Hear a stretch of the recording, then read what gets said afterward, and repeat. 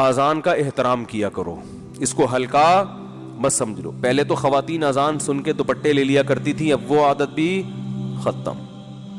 کتنا اچھا لگتا تھا بچپن میں, جیسے اذان ہوتی تھی سب عورتیں اپنے, اب اذان ہو رہی ہے دوپٹے سروں پہ نہیں ہے. وہی لوگ اذان ہو رہی تھوڑی دیر کے لیے خاموش ہو جاتے تھے, کوئی ڈرامہ دیکھ رہا ہے یار تھوڑا پاز کر دو اس کو, کوئی فلم دیکھ رہا ہے, کوئی ڈانس دیکھ رہا ہے تھوڑی دیر کے لیے رک جاؤ. اب تو وہ بھی کیا ہو گیا, بولو نا ختم. جواب دینا تو بہت دور کی بات, اس کا احترام کرو بھائی, یہ اللہ کی ندا ہے, سن لو غور سے.